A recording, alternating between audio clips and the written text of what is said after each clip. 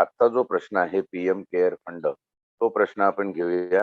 तत्पूर्वी कालचं जे राष्ट्रीय वित्त व्यवस्थापन या संदर्भात आपण बोलत होतो, ती वित्त व्यवस्था कशी आहे आणि ती कशी कार्यान्वित केली जाते, त्याबद्दलच्या संविधानिक तरतुदी काय काय आहे, त्या आपण पाहताना या अनुच्छेदांच्या अंतरंगात शिरण्यापूर्वी आपण एक वित्त व्यवस्थेचा आढावा सरसकट घेतला होता, की आताची जी वित्त व्यवस्था आहे ते कशी आहे.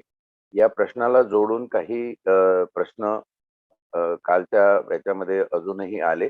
पीएम केअर फंडाशिवाय काही प्रश्न असे आले, की या प्रकरणाचा, या भाग 12चा एकंदर उद्देश जर देशातली आर्थिक विषमता कमी करणं असा आहे, तर ही विषमता कमी होताना का दिसत नाही? जो गरीब वर्ग आहे तो दिवसेंदिवस आणखीनच गरीब होत चाललेला आहे. बीपीएल, बिलो पॉवर्टी लाईन, दारिद्र्य रेषेखालील लोकसंख्या ही सातत्याने वाढत आहे. मग अशा वेळी आपण वित्त व्यवस्थापन या प्रकरणामधून काय बोध घेऊ शकतो किंवा कशा प्रकारे आपण याच्यावर नव्याने विचार करू शकतो? तर जसं आपण आधीच्या कालच्या भागामध्ये बघितलं, की सरकारी प्रतिष्ठापना असतील, आस्थापना असतील, कारखाने असतील, कंपन्या असतील, खेळाची मैदान असतील आणि सार्वजनिक जमिनी ज्या आहेत, त्याच्यामध्ये रेल्वेच्या जमिनी असतील, मोटर स्टँडच्या जमिनी असतील, या सगळ्या 30-30, 40-40 वर्षाच्या लीजवर भाडेपट्ट्याने जेव्हा खाजगी कंपन्यांना देण्यात येतात, तर त्याच्यातनं जो एक निधी, जो एक पैसा निर्माण होतो, तो पैसा एकंदर वित्त व्यवस्थापनात आलेली तूट भरून काढण्यासाठी वापरला जातो, असा संकेत आपल्याला शासन आणि प्रशासन देत असतं. संविधानामध्ये हा संकेत निर्माण कसा केला जाईल त्याची तरतूद आहे. तुम्हाला वित्त आयोगापासून तर वित्तीय संस्था किंवा वित्त व्यवस्थापनासाठी एखादं मंडळ, एखादी समिती स्थापन करण्याचे जे केंद्राला, राज्याला त्यांच्या त्यांच्या पातळीवर अधिकार आहेत, त्याची तरतूद संविधानामध्ये मात्र आहेत. आणि त्याच तरतुदीनुसार आपण काल जेव्हा बघितलं होतं, की एक संस्था जी स्थापन केलेली आहे, त्या संस्थेचं काम आहे साधारण 6 लाख करोड रुपयाची ही तूट भरून निघाली पाहिजे. आणि त्या संस्थेचं नाव राष्ट्रीय मुद्रीकरण पाईपलाईन, नॅशनल मॉनिटायझेशन पाईपलाईन असं आपण बघितलं होतं. ही स्थापन झाली, परंतु ही स्थापन होण्यामागे खरं जे महत्वाचं कारण होतं, की ही तूट नेमकी कुठे झाली आणि ही तूट कशाने भरून काढायची, त्यासाठी जनतेशिवाय दुसरा मार्ग नाही. जनतेला कराच्या रूपाने अजून जास्त पैसे द्यावे लागतील, हे अगदी सूर्यप्रकाशा इतकं सत्य आहे.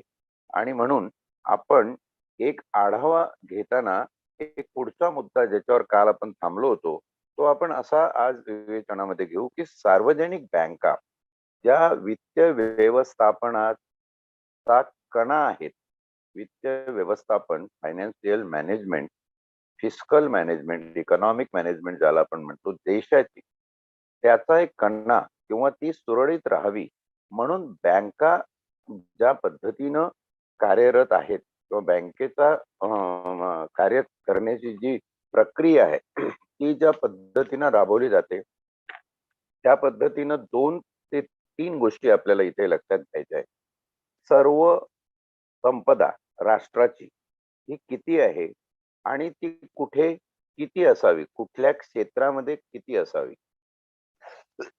लोकांना बाजारपेठेमध्ये, पब्लिकला मार्केटमध्ये किती पैसा उपलब्ध असावा, लोकांच्या बँकेमध्ये किती पैसा उपलब्ध असावा आणि काही रिझर्व्ह पैसा हा कुठे आणि किती असावा, याच्याबद्दलचं जे निर्धारण आहे ती या देशाची शिखर बँक म्हणजे रिझर्व्ह बँक ऑफ इंडिया ही बघत असते. 100 रुपये समजा आपल्याकडे असतील, तर त्याच्यातले 30 रुपये आपण बँकांमध्ये व्यवहार करण्यासाठी दिलेले असतील.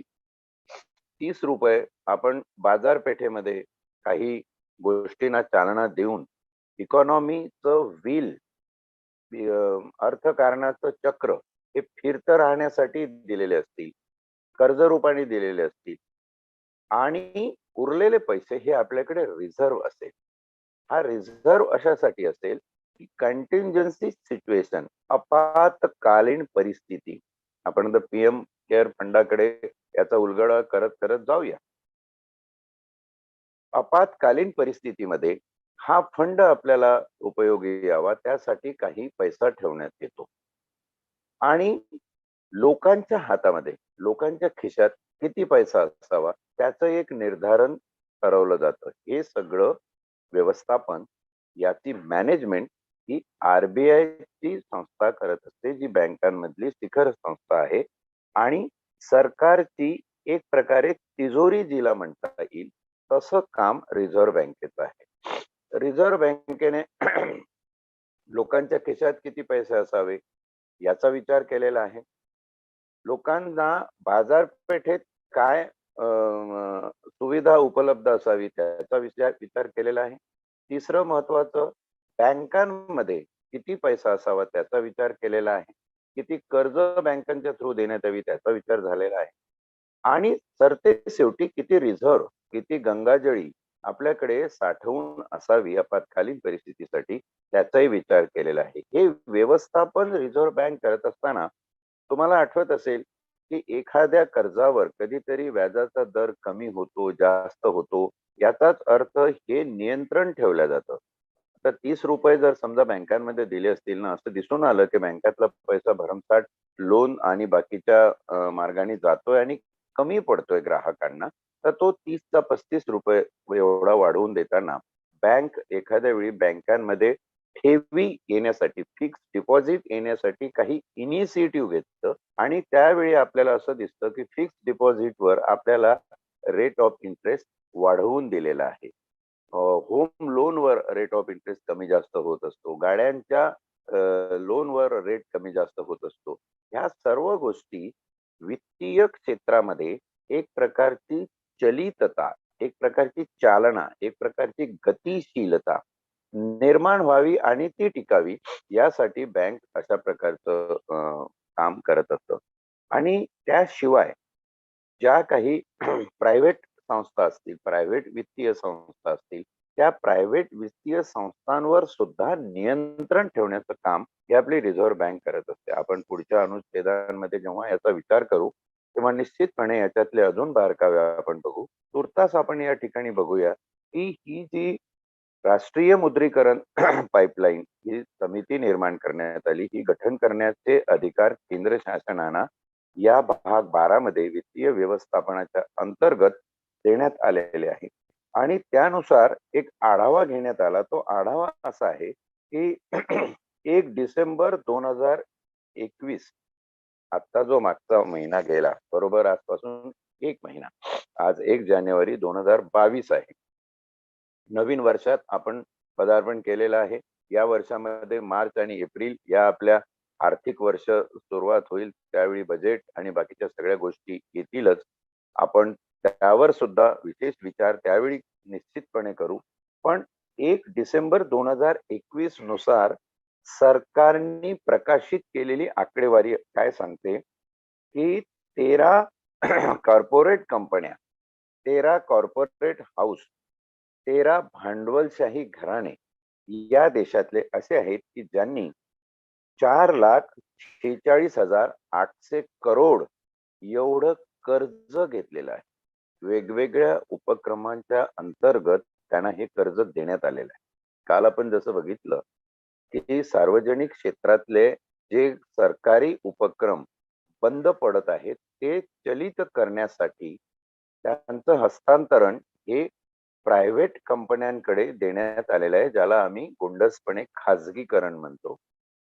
त्या खाजगीकरणाला बढावा देण्यासाठी त्यांना त्याच्याबरोबर काही वित्त सहाय्य सुद्धा दिलेलं आहे आणि त्या वित्त सहाय्याबरोबरच ज्या नफ्यामध्ये चालणाऱ्या सरकारी उपक्रमाच्या आस्थापना आहेत त्या सुद्धा आपण त्यांना चालवायला दिलेल्या आहेत. या आपण खाजगीकरणाच्या आकड्यामध्ये काल बघितलं.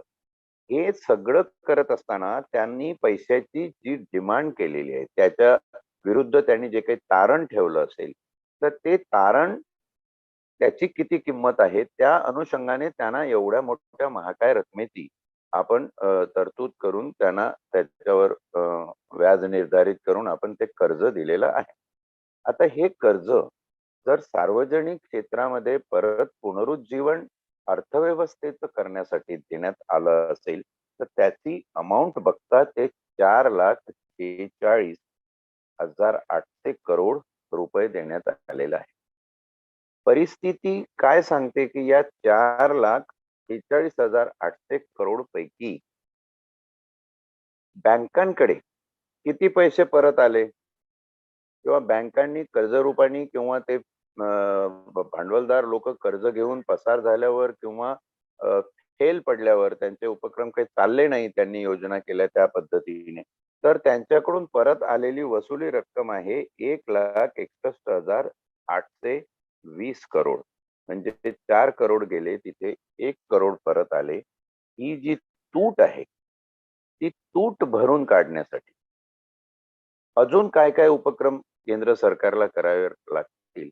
आणि एकदा एक चुकलं की त्या चुकांवर परत चुका हे चुकांची गंगाजळी सगळीकडे फिरत असताना एक भली मोठी पोकळी आपल्याला देशाच्या अर्थव्यवस्थेमध्ये, आपल्या श्रीमंतीच्या एकंदर डामडौलामध्ये निर्माण झालेली आहे. आणि श्रीमंतीवर हळूहळू हळूहळू गरिबीची, दारिद्र्याची छाया गडद होत चाललेली, असं हे अर्थकारणाचं चित्र आज तरी या देशामध्ये आपल्याला दिसतं.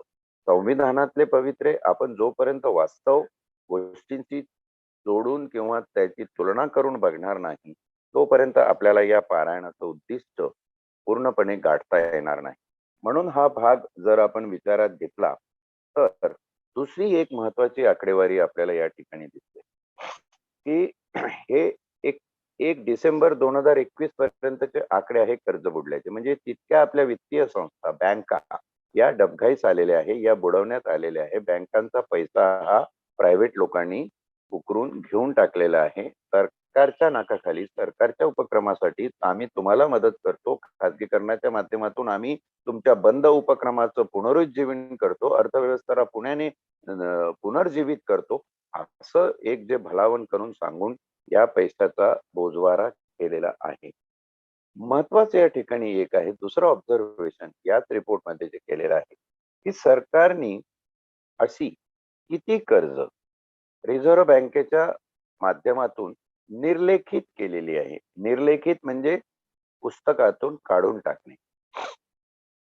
निर्लेखनाचा अर्थ माफ केली असा होत नाही. निर्लेखनाचा अर्थ असा आहे की बँकाची आलेली मिळकत आणि झालेली तूट, क्रेडिट, डेबिट हे जे कॉलम आहेत, हे जे रकाने आहेत, त्या रकान्यामधून तूट झालेली आहे हे आपण नमूद करून त्याला, या रकमेला, जी रक्कम तुटीमध्ये आपण टाकतो त्याचा भरणा त्या ठिकाणी केलेला आहे. आणि याला आपण निर्लेखन म्हणतो. म्हणजे अकाउंट बुक मध्ये पुढच्या पानावर ही अमाउंट दिसणार नाही. त्याला निर्लेखन म्हणजे काढून टाकणे, वाईप्ड आउट. ते कर्ज आम्ही वाईप्ड आउट केलं, त्याला एक गुंड शब्द राईट ऑफ हा इंग्रजीमध्ये आहे.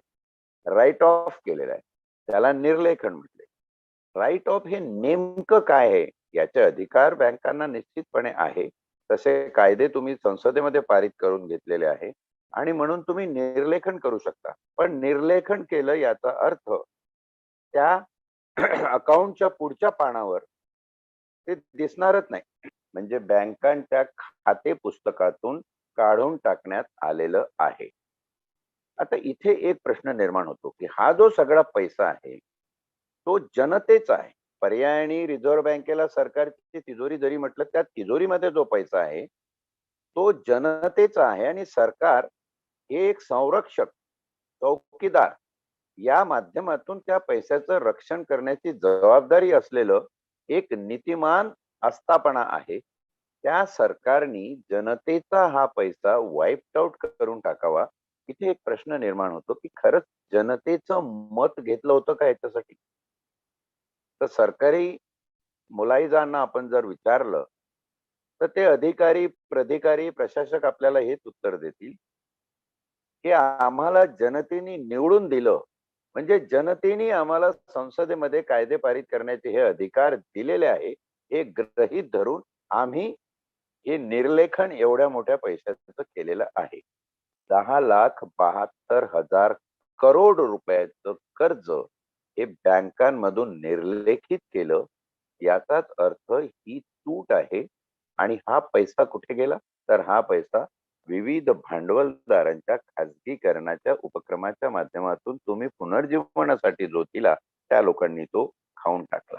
मग आता इथं तुम्ही म्हणाल, की सर हे सगळं आहे ते ठीक आहे, पण यालाच वित्तीय व्यवस्थापन म्हणायचं? हेच वित्तीय व्यवस्थापन आहे? वित्तीय व्यवस्थापनामध्ये एक पारदर्शिता असली पाहिजे. त्या उलट ही तर आतल्या आत काहीतरी सांठगांठ झाल्यासारखं आहे. आणि असं तुम्हाला दुसऱ्या बाजूला चित्र दिसतं, की ललित मोदी असो, नीरव मोदी असो, विजय मल्ल्या असो, चोक्सी असो, मेहुल चोक्सी, हे फक्त दिसणारी नावं आहेत. पण त्यांच्या बरोबरीने अजून अनेक अशी लोक आहेत, की जी पैसा घेऊन नुसतं निघून गेली. आपण आजपर्यंत त्यांचा पैसा परत आणू शकलो नाही. त्यांच्या प्रॉपर्टी ज्या आपण गोठवल्या त्या इतक्या तुटपुंज्या आहेत, की तेही लोक त्यांची फिकर करत नाही. जाऊ दे आपल्याला काय करायचंय. आणि म्हणून अशा प्रकारे या सगळ्या गोष्टीवर सगळ्या बाजूने लक्ष ठेवून वित्तीय व्यवस्थापन हा कणा आहे या घटनेचा. जर एखाद्या घरामध्ये पैसाच नसेल तर ते घर कसं चालेल? या दिवाळखोरीच्या मार्गावर आपण चाललेलो आहोत. आणि मग ही सगळी तूट भरून काढण्यासाठी तुम्हाला अधिकार दिलेले आहे घटनेने कर्ज निर्माण करण्याचे, म्हणून तुम्ही कर्ज घेता वर्ल्ड बँकेकडून, इंटरनॅशनल मॉनिटरी फंड यांच्याकडून, आणि त्या कर्जावर तुम्ही तुमचं घर चालवता. आणि म्हणून मग तुमच्या घरामध्ये, तुमच्या कुटुंबामध्ये नवीन मूल जन्माला येतं. त्याच्या जन्माला आल्या आल्या त्याच्यावर 74,000 रुपयाचं कर्ज आहे असं आपण समजलं जातं. अशा प्रकारे 136 करोड या देशातली जनता जर जन्मतःच कर्जबाजारी, जात्याच खानदानी कर्जबाजारी अशी निर्माण होत असेल, तर मला वाटतं वित्तीय व्यवस्थापन हे 12वं प्रकरण आपल्याला या संविधानातलं अतिशय डोळ्यात तेल घालून बघणं आवश्यक आहे. आणि वेळ प्रसंगी त्या ठिकाणी आपल्याला वाटत असेल, सुचत असेल, की इथे अशी घटना दुरुस्ती झाली पाहिजे, इथे असे असे निर्बंध निर्माण झाले पाहिजे, त्या दृष्टीनं सुद्धा आपण आपले लोकप्रतिनिधी निवडून देताना या गोष्टीचा विचार करायचा आहे. थोडक्यात वित्तीय व्यवस्थापन ची गरज आहे ही आर्थिक विषमता दूर करण्यासाठी. पण आर्थिक विषमता दूर न होता ती आर्थिक विषमता वाढत जाते. गॅसच्या सिलेंडरचे भाव आज सर्वसाधारण माणसाला विचारा तर काय परिस्थिती आहे. पेट्रोल आणि डिझेल म्हणजे एका बाजूला गाड्या तुम्ही घ्या असं तुम्हाला कर्ज दिलं जातं, आणि त्याच कर्जाने गाड्या घेतल्यानंतर त्याचं इन्स्टॉलमेंट भरता भरता जेव्हा तुमची पाठ वाकडी होऊन जाते, तेव्हा तुम्हाला डिझेल आणि पेट्रोलचे भाव हे खरंच परवडणारे आहे का? आणि खरंच त्या माणसांनी फोर व्हीलर घेतली असेल तर तो चालवावी का? पण दुसऱ्या बाजूला असं एक चित्रही दिसतं. तेही खरं आहे आणि तेही चित्र आपण डोळ्याखाली घालण्यासारखं आहे, की जो तो कर्ज काढून सुखसुविधा आणि चंगळवादाच्या मागे फोर व्हीलर पाहिजे, एक झाली 2 गाड्या पाहिजे, दुसऱ्या झाल्या 3री गाडी पाहिजे, त्यापेक्षा टू व्हीलर पाहिजे, आणि ती सुद्धा कर्जावर मिळते म्हणून घेण्याच्या मागे जेव्हा जातो, तेव्हा सरकार काय सांगतं बघा, या 6 महिन्यामध्ये गाड्यांचा खप एवढा वाढलेला आहे. म्हणजे लोक गरीब आहेत का? नाही आहेत. लोक श्रीमंत आहेत. लोकांनी कर दिला पाहिजे. असे काहीतरी अर्थशास्त्री, तथाकथित तज्ञ ज्याला आपण म्हणतो, ते तज्ञ येऊन आपल्या काहीतरी अकलेचे दिवे पाजळत असतात. आणि हा अंधार काही मात्र त्या दिव्यानी दूर होत नाही. म्हणून या ठिकाणी वास्तवदर्शी, सत्यवर्ती आणि तितकंच सत्यशोधक दृष्टीने आपल्याला या भागाकडे, संविधानाच्या या प्रकरणाकडे बघणं आवश्यक आहे. शेवटचा मुद्दा जो पीएम फंडाचा आलाय, त्याच्या आधी आपण एक बघूया की सरकारी आकडे काय सांगतात. आणि ही थोडीशी भयावह परिस्थिती आहे. सलग एकत्र येत आहे म्हणून बघूया. हे सगळं विवेचन झालं, हे डिस्कशन झालं, त्याची प्रस्तावना हे सगळं झालं. परिणाम काय आहेत? याचे परिणाम सरकारच सांगतं. सरकार काय सांगतं, की 2014 पासून 40% मध्यमवर्ग व 50% तळातल्या लोकांच्या उत्पन्नात सातत्याने घट झालेली आहे आणि ही घट 27 ते 13% झालेली आहे. म्हणजे कमीत कमी 13% आणि जास्तीत जास्त 27% लोकांची मिळकत, त्यांना त्याच्या श्रमाचं फळ, त्याचा मोबदला, आर्थिक मोबदला हा कमी झालेला आहे. आपल्याला दिसेल की काही लोक आपल्याला भेटतात, ते सांगतात की माझ्या कंपनीमध्ये मला 40,000 पगार होता, पण आता कंपनीची आर्थिक परिस्थिती डबघाईस झाल्यामुळं त्यांनी सांगितलंय की तुम्ही 25,000वर काम करायचं ते करा, नाही तर नोकऱ्या सोडून जा. तर हा जो एक 40% आणि 50% भाग आहे, म्हणजे एवढी मोठी आकडेवारी जर आपण बघितली, तर फक्त 10% लोक श्रीमंतीकरणाच्या प्रक्रियेमध्ये पुढे जात आहे. त्यांचाच विकास होत आहे. त्यांच्यासाठी वित्त व्यवस्थापन वापरलं जात आहे का? आणि म्हणून आपल्याला या ठिकाणी वापरण्यात येणारं वित्तीय नियोजन हे खरंच लोकशाहीवादी आहे की भांडवलशाहीवादी आहे?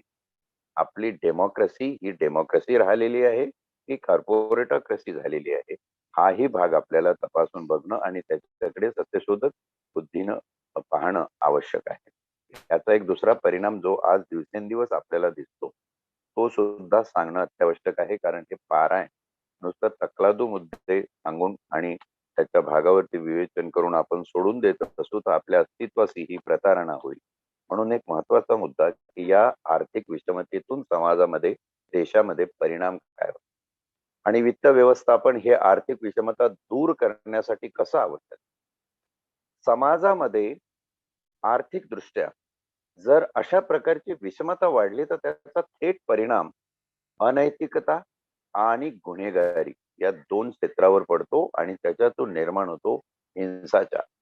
मग तो घरातल्या महिलेवर होणारा हिंसाचार असतो, लहान बालकांवर होणारे लैंगिक हिंसाचार असो, हे सगळे तुमच्या खालावलेल्या, विस्थापित झालेल्या मानसिकतेतून घडत असतात. आणि हे मानसिक विस्थापन समाजाचं आणि देशाचं हे जर कशामध्ये होत असेल, तर ते आपल्या आर्थिक विषमतेमुळे होतं. आपलं वित्त व्यवस्थापन ठीक नाहीये त्यामुळे होतं.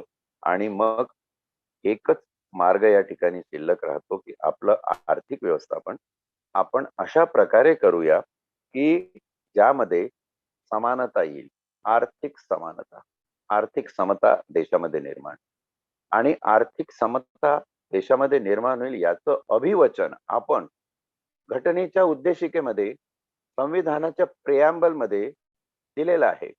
त्याचाही या ठिकाणी विचार होणं आवश्यक आहे. म्हणून समानता निर्माण होण्यासाठी आपल्याकडे जे काही व्यवस्थापन आहे ते एक आश्वासक व्यवस्थापन असलं पाहिजे. तिथं अहिंसेचं वातावरण असलं पाहिजे. तरच सामाजिक स्थैर्य हे कुठल्याही समाजाला आणि देशाला लाभेल. जसं आपण म्हणतो की ओम सहनो भवतु सहनो भवतु, हे सर्वोदय वगैरे जे विचार आहे ते नुसतं गोष्टी कथांमध्ये सांगणारे विचार नाही आहे. तर हे आपल्याला आपल्या वित्त व्यवस्थापनामध्ये राबवण्यासाठी केलेले विचार. आता पीएम केअर फंड याच्यावर आपण भाष्य करूया. पीएम केअर फंड हा काय आहे? आपत्कालीन परिस्थितीमध्ये संविधानाच्या अनुच्छेदामध्ये अशी तरतूद आहे की ज्या तरतुदीच्या आधारे शासनाला, केंद्र शासनाला आणि राज्य शासनाला काही फंड निर्माण करता येतात. परंतु त्याच बरोबरीने ते फंड निर्माण झाल्यानंतर त्याची पारदर्शितता, किती पैसे आले, किती पैसे गेले, ते कुठे कुठे गेले, त्याचा खर्च काय झाला आणि शिल्लक काय राहिली, हा फंड निर्माण ज्या कारणासाठी झाला होता त्याची पूर्तता झाली की नाही हे पाहण्याचा अधिकार जर या देशात कोणाला असेल तर तो त्या जनतेला आहे. तुम्हाला जनता भिमुख, जनताच्या सोयीचे लोककल्याणकारी कायदे करण्याचा अधिकार एका बाजूला आणि त्याच्यावर अशा प्रकारे दृष्टिक्षेप टाकण्याचा अधिकार जनतेला दुसऱ्या बाजूला. पण आता इथे काय झालेलं आहे की जे कायदे करण्याचे अधिकार दिलेले आहेत त्याच्यामध्ये तुम्ही एक गोपनीयतेचा आधार घेऊन एक कायदा असा त्याच्यामध्ये ओढ टाकली, एक अपवाद असा टाकला की या बाबी राष्ट्रीय आपत्कालीन कारणांसाठी, for contingency reasons and to stop the chaotic situation. अराजकमय सिच्युएशन लोकांची मानसिकतेमध्ये निर्माण होऊ नये त्यासाठी तुम्ही या फंडामधून केलेला खर्च किंवा या फंडामधून होणारं आर्थिक नियोजन हे गुप्ततेच्या कारणासाठी राखून ठेवाल, ते पब्लिक करणार नाही. म्हणजे पीएम केअर फंडामध्ये तुम्ही पैसा टाका, पण हा पैसा नेमकेपणाने कुठे काय खर्च करेल, कुठे होईल त्याबद्दलचं आम्ही निरूपण काही तुम्हाला देणार नाही, सांगणार नाही. त्याचं नियोजन काय आहे ते सांगणार नाही. कारण ही गुप्तता आहे. कारण ते जर नियोजन सांगितलं तर त्यामध्ये अराजकता माजू शकेल. आता एका बाबतीत फक्त मला हा मुद्दा जस्टिफाईड वाटतो. तो असा की एखादी आता कोरोनाचं संकट आलेलं आहे आणि त्याच्यामध्ये या पीएम केअर फंडातून एखादं संशोधन करण्यासाठी जे भयावह संशोधन आहे की काही दिवसांनी माणसं हे पटापटा मारायला लागतील, मग तिथे असा व्हायरस एखादं आयसोटोप त्याचं उग्र स्वरूप धारण करून येईल. जसं आता आयसोटोपवर आयसोटोप व्हायरसचे चालू आहे. म्हणजे एका व्हायरसवर हे थांबतच नाही. कोरोनाचे कितीतरी प्रकार आहे, AB1, AB2, AB3 हे सगळं चालूच आहे. आणि वरून ओमायक्रॉन आलेला. आता ओमायक्रॉन पण एक नाहीये, त्याची पिल्ल भरपूर आहेत. हे सगळं करण्यातून जर अशी परिस्थिती निर्माण होत असेल की ही वस्तुस्थिती जर लोकांना कळली किंवा या आजाराची भयावहता जर लोकांना कळली, तर देशामध्ये एक अराजकमय मानसिक घाबरण्याची परिस्थिती निर्माण होईल आणि प्रत्येक माणूस हा भीतीग्रस्त होऊन जणू काही मरेल की काय. त्यावेळी सरकारला काही गोष्टी त्यांच्या अखेरी गोपनीय म्हणून ठेवण्याचा अधिकार आहे. तो अधिकार कुठे आणि कसा नैतिक दृष्टीने वापरावा हेही अधिष्ठान संविधानामध्ये आहे. Morality in constitution is more important than even the constitution असं जे म्हटलेलं आहे. घटनेतली संविधानातली नीतिमत्ता हे दस्तूर खुद्द संविधानापेक्षा महत्वाची आहे. त्या नीतिमत्तेला प्रमाण मानून तुम्ही खरंच त्या नैतिक सचोटीवर काम करत आहे का, हेही या प्रकरणाच्या माध्यमातून तपासून पाहण्याचं आपलं कर्तव्य आहे. म्हणून पीएम केअर फंड हा निर्माण झाला. त्या पीएम केअर फंड निर्माण झाल्याचं जे रिझोल्युशन आहे, जो ठराव आहे संसदेमध्ये, त्या ठरावाच्या तरतुदीनुसार तुम्हाला काही गोष्टी गुप्त ठेवायचे अधिकार आहेत.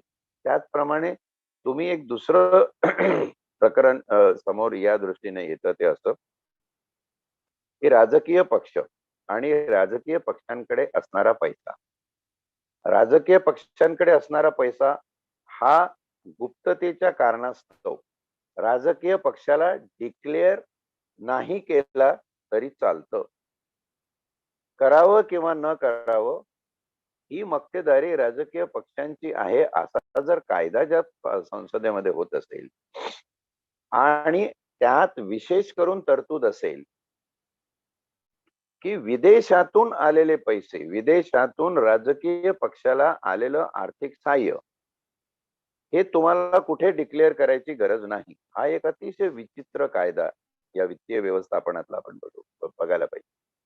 असा जेव्हा कायदा होतो आणि तुम्हाला फॉरेन फंडिंग होतं आणि हे फॉरेन फंडिंग होत असताना हे कुठून होतं, त्याचा सोर्स शोधण्याचं प्रावधान किंवा तशा प्रकारचा तपास करण्याचं एखादी आस्थापना तुम्ही तिथं शिल्लक ठेवली नाही, तशी तरतूदच नाही ठेवली, तर मग उद्या सत्यशोधक बुद्धीने असा आढावा घेतला आणि शंका निर्माण झाली की जो पैसा हा तुम्ही राईट ऑफ केलेला आहे 10,72,000 करोड रुपये, जो पैसा भांडवलशाही घराण्यांना देऊन 4,67,422 करोड, त्याच्यातला फक्त 1,62,000 करोड हा रिकव्हर होत असेल, ती संपत्ती परत येत असेल, बाकीचे पैसे बुडीत खात्यात जात असतील आणि टोटल वर्षभरातलं राईट ऑफ जर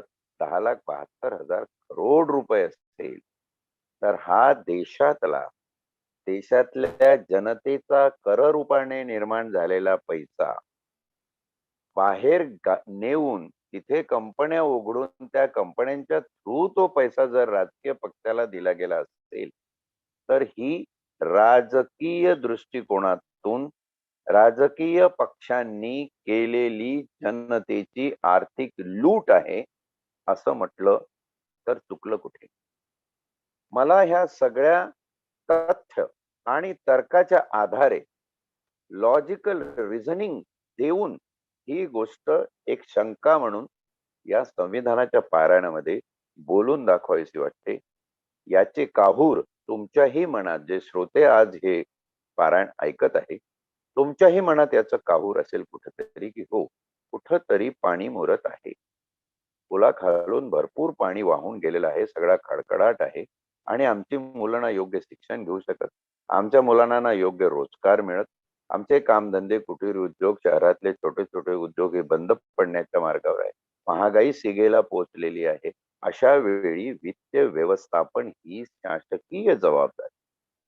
संविधान त्या बाबतीत काय म्हणते हे आपण एक एक एक एक करून निटोपाठ बघणार आहोत. पण तत्पूर्वी आपल्याला हे लक्षात घेतलं पाहिजे, हा अभ्यास आपण कशासाठी, कुठलंही पुस्तक वाचत असू, कुठलाही अध्याय वाचत असू, कुठलंही प्रकरण आपण डोळ्याखालून घालत असू, तर एकच उद्देश असतो की ते प्रकरण आपल्याला कळावं. किंबहुना वर्तमानपत्र तरी आम्ही का वाचतो? काहीतरी समजून घ्यायचं असतं, जाणून घ्यायचं असतं, म्हणूनच आपण वाचतो की नाही? आणि म्हणून काय तुम्हाला जाणून घ्यायचं आहे? ती ही परिस्थिती, जी सध्या परिस्थिती, विदारक परिस्थिती आहे, ती तुमच्या समोर निर्माण करून मग आपण वित्तीय व्यवस्थापनाचा अभ्यास करू. म्हणजे खरंच वित्तीय व्यवस्थापनाच्या संविधानिक तरतुदीमधून आपल्याला काही आशेचे किरण दिसतात का? ही परिस्थिती बदलण्यासारखी आहे का? संविधानामध्ये तेवढी ताकद शिल्लक राहिली आहे का? की संविधान एक प्राण निघून गेल्यासारखं नुसतं ढाचा शिल्लक ठेवलेला आहे? संविधानिक मूल्य, संविधानिक नीतिमत्ता ही बाजूला सारून आपण भलत्याच व्यवहारामध्ये आणि व्यापारामध्ये गुंतलेलो आहोत. त्याचंही आपल्याला तौलनिक परीक्षण हे 12वं प्रकरण संविधानातलं बघताना करायचं आहे. सुरुवात करूया आजच्या 146व्या या पुष्पामध्ये. नवीन वर्षाच्या नवीन दमानी अनुच्छेद 264 अर्थ लावणे. अर्थ लावणे, कुठलाही शब्द असेल त्याचा अर्थ लावणे. या भागातील वित्त आयोग याचा अर्थ अनुच्छेद 280 अन्वये घटित केलेला वित्त आयोग असा आहे. वित्त आयोग, फायनान्स कमिशन त्याची व्याख्या 280 मध्ये दिलेली आहे. त्याचे सभासद 5 असतात वगैरे. आपण जेव्हा 280 व अनुच्छेद बघू तेव्हा आपण वित्त आयोगाची व्याख्या आणि त्या व्याख्येबरोबर वित्त आयोगाची एक रचना दिलेली आहे. तर अनुच्छेद 264 असं म्हणतं की 280 मध्ये किंवा 280 अनुच्छेदाच्या तरतुदीनुसार जी आस्थापना स्थापन केली जाईल त्या आस्थापनेला वित्त आयोग म्हणायचं. वित्त आयोग असा त्याचा अर्थ लावायचा. ही आस्थापना एक नसेल, वेगवेगळ्या असतील. पीएम केअर फंड ही त्याच्यातलीच आस्थापना आहे. आणि अशा प्रकारच्या आस्थापना जेव्हा तयार होईल, ज्या वित्तीय कारणासाठी केलेल्या असेल, त्या सगळ्यांचा अर्थ वित्त आयोग असा लावला जाईल, असं अनुच्छेद 264 सांगतं. 265 अनुच्छेद असं म्हणतं की कायद्याने प्रतिकार दिल्याखेरीज कर न बसवणे. ही फार उपयुक्त तरतूद आहे संविधान. कायद्याने प्रतिकार दिल्याखेरीज कोणताही कर आकारला किंवा वसूल केला जाणार नाही. म्हणजे अनलॉफुली कुठलाही टॅक्स हा वसूल केला जाणार नाही किंवा जमा केला जाणार नाही. म्हणजे कर निर्धारणासाठी संसदेने कायदा पारित केलाच पाहिजे. जर कायदा नसेल तर तुम्हाला तशा प्रकारचा कर देय नाही, सरकार तुमच्याकडून घेऊ शकत नाही. परंतु जर कायदा असेल तर मात्र तो कर तुम्हाला चुकवता येत नाही. किंबहुना तो कर जर तुम्ही कायदा असताना चुकवला तर काय झालं? कायद्याचं उल्लंघन झालं, म्हणजेच गुन्हा झाला. म्हणजे तुमच्यावर गुन्हे नोंद होऊ शकतात. याचा अर्थ असा आहे की इन्कम टॅक्सच्या ज्या सगळ्या रेड्स आणि इन्कम टॅक्सच्या ज्या सगळ्या केसेस होतात, कारण इन्कम टॅक्स असं म्हणतं की संसदेने, राज्याच्या विधानसभेने केलेले हे कायदे आहेत आणि त्या कायद्यानुसार तुम्हाला कर दिलाच पाहिजे. म्हणजे कर वसुली हा कायदेशीर प्रघात आहे. किंबहुना कायदा नसेल तर तुम्हाला कर वसूल करता येत नाही, इतकं स्पष्ट संविधानामध्ये याची तरतूद दिलेली आहे.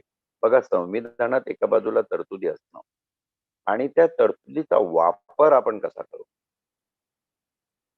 त्याचं निर्धारण करणं, या दोन महत्वाचे पैलू आहेत हे या 265 अनुच्छेदात. सरळ सरळ 265 अनुच्छेद एवढंच म्हणतो की कायद्याने प्रतिकार दिल्याखेरीज कर आकारला किंवा वसूल केला जाणार नाही. कायद्याने प्रतिकार देणं म्हणजे काय? कायद्याने प्रतिकार तेव्हा दिले जातात जेव्हा तुम्ही तसे कायदे कराल, आणि कायदे करण्याचे अधिकार कोणाला आहे? ते कायदे मंडळाला आहे. कायदे मंडळाचे सभासद कोण आहेत? तर ते जनतेने निवडून दिलेले जनप्रतिनिधी आहेत. मग ते तिथं कायदे करतील.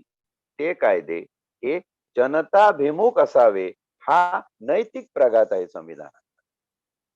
पण जनतेची ताकद नसताना जर तुम्ही एखादा कर लावत असाल तर ती जनता कशी देईल हे बघणं कोणाचं काम आहे? लोकप्रतिनिधींचं काम. आणि ते काम करत असताना तसे कायदे पारित व्हावे जे जनतेला सहाय्यभूत असतील किंवा जनतेला कमीत कमी सुसह्य होतील, ते बर्दाश्त करू शकतील, एवढा कर त्यांच्यावर लादावा. अनाठाही कर लादला जाऊ नये. आता जसं कालचं एक आंदोलन डोळ्यासमोर आलं होतं की जीएसटी, वस्त्र उद्योगातला जो जीएसटी आहे तो 50% नेला आणि त्यासाठी लोकांनी फार मोठ्या प्रमाणात उग्र आंदोलनं केलेली आहे. खरंच वस्त्र उद्योगावर किंवा वस्त्राच्या व्यापारावर, कपड्याच्या व्यापारावर 50% जीएसटी आवश्यक आहे का? तुम्ही कुठला आढावा घेतलेला आहे? लोक चांगली चांगली कपडे घालतात ते तुम्हाला बघवत नाही आणि म्हणून तुम्ही त्यांच्यावर कर लादून त्यांनी चांगले कपडे घालूच नये. ब्रँडेड तर सोडा, सर्वसाधारण असतील डुप्लिकेट ब्रँडचे तेही कपडे वापरू नये. म्हणजे कापडाच्या व्यापारावर जर तुम्हाला 50% जीएसटी लावायचा असेल आणि असा कायदा जर तुम्ही करून घेतला असेल, तुम्ही त्याचं जस्टिफिकेशन देऊ शकता की आमच्याकडे तूट आहे, तूट भरून काढण्यासाठी आम्हाला हे सगळं करायचं आहे. हे जस्टिफिकेशन एका बाजूला आहे, पण खरंच जनतेला ते सहन होणार आहे का? व्यापारी वर्ग खरंच एवढा कर दिल्यानंतर स्वतःचा बिझनेस सांभाळू शकणार आहे का?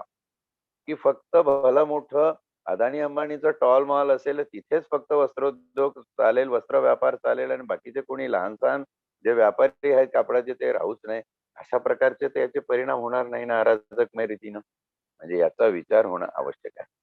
कायदा करण्याचा अधिकार, कायद्याने प्रतिकार दिल्याखेरीज तुम्ही कर आकारू शकत नाही किंवा कर वसूल करू शकत नाही. पण बाबांनो, हे नीतिमान कायदे करणं आणि न करणं हेही शासनाच्याच अखत्यारीत आहे. याबद्दलचे कायदे करण्याचे जे अधिकार आहे त्याच्याबद्दल आपण पुढे या संविधानामध्ये 266 अनुच्छेद हे उद्या घेऊया.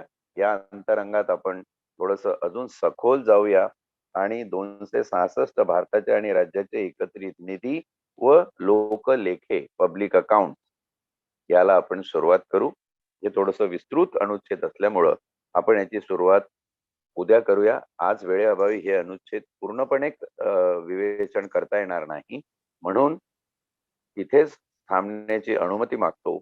आणि त्याचबरोबरीने या वित्त व्यवस्थापनाच्या प्रकरणामध्ये शिरण्यापूर्वी तब्बल जी 2 पारायणं आपण याच्यावरचं विवेचन आणि सद्यस्थिती जाणून घेण्यासाठी केलेली आहे, त्याचाही सखोल विचार असावा आणि विचार होऊ द्यावा. त्या अनुषंगाने काही प्रश्न असतील तर निश्चित विचारावे. म्हणून आज इथेच अनुमती घेतो. धन्यवाद.